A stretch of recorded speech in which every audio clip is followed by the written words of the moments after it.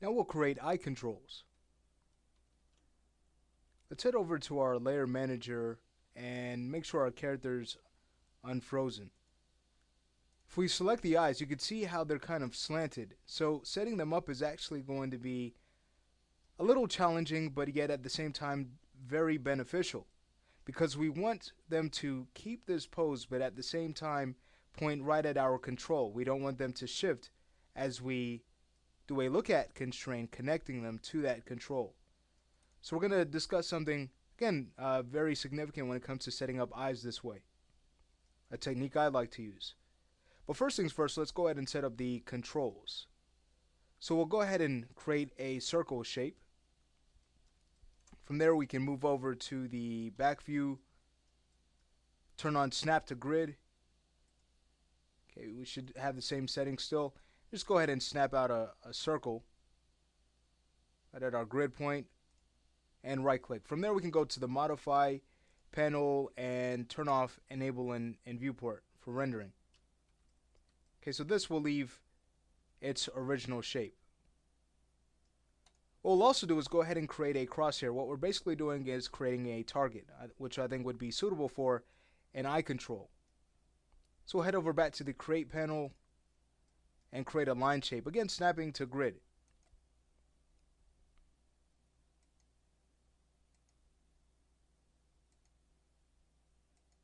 Alright. So now that we have the shape, can come out of the snap tool, maybe select the circle, increase its size just a little bit more. And then from there we can convert it to an editable spline and go ahead and connect the crosshair that we made to it. So choose attach, and now they're one shape. Alright, so now we can head over back to our perspective. What we'll first do, I'll go ahead and turn off attach. What we'll first do is align this to the center of our eyeball so that when we do our look at constraint, again, it will point straight ahead. It will point to this control without having any shift. So with the object selected, it will press Shift A and select the left eye. From here, what I'd like to do is go ahead and kind of scale this down just a little bit more.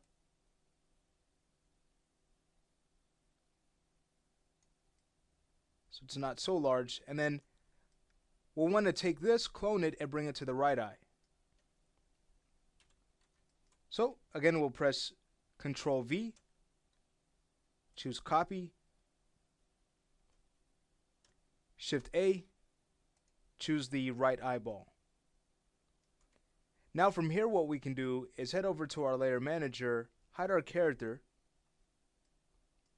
select these two shapes, and go ahead and bring those out. I can bring back the visibility of our character.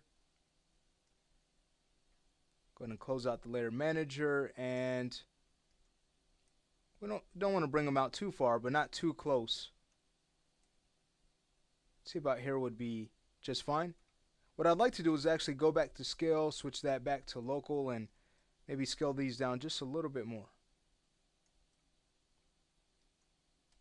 Okay, great. So of course we can recolor them from here and then work on renaming them. So for the left side, we've been using blue. And then for the right side, can color that green. Okay, so we have our initial control set up. Let's go ahead and name them. The left side, that's going to be CC underscore L underscore I01. Go ahead and copy that. Paste and change the L to an R. Alright, so we have our secondary control set up for the eyes. Let's say we go ahead now and lock their rotation and also scale, because we don't need to worry about that. Now before we actually do that, we'll go ahead and set up our parent control that's going to control both of these. So we'll do that locking at the as the last step to finish up, which would be a better workflow. Alright, so we'll go back to the create panel, and I'd like to just use the text tool again.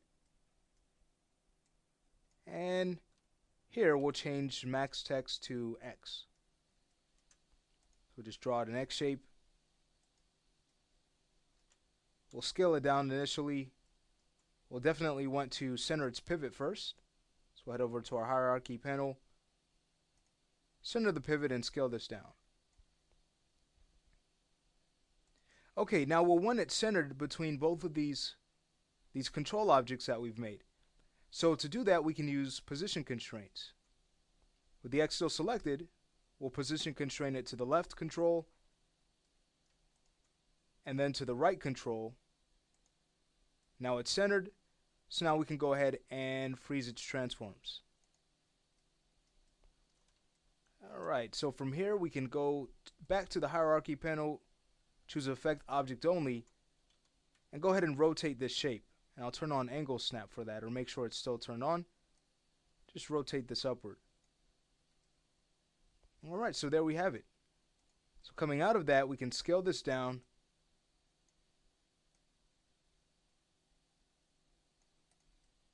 And give this a name. This is going to be CC underscore eyes 01. Let's head over to the modify panel and turn on rendering for this one. Might bring up its size just a little bit more.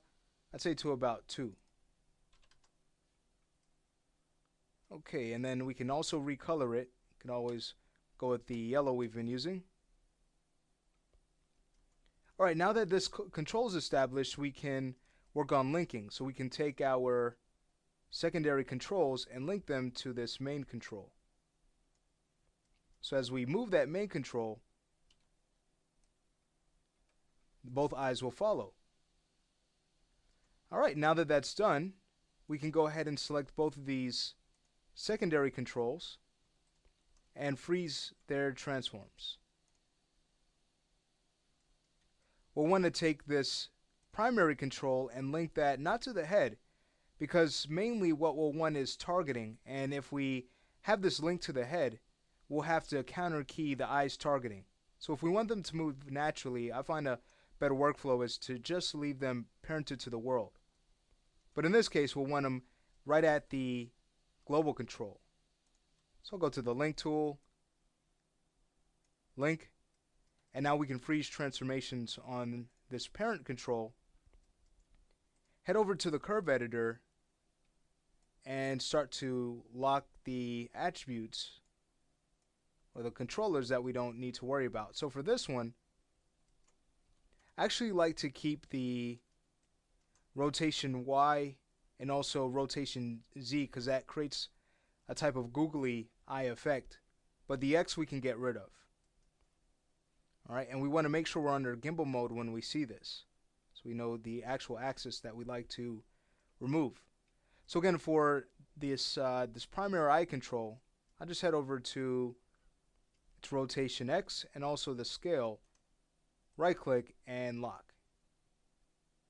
For the others, we'll go ahead and lock the rotation and scale.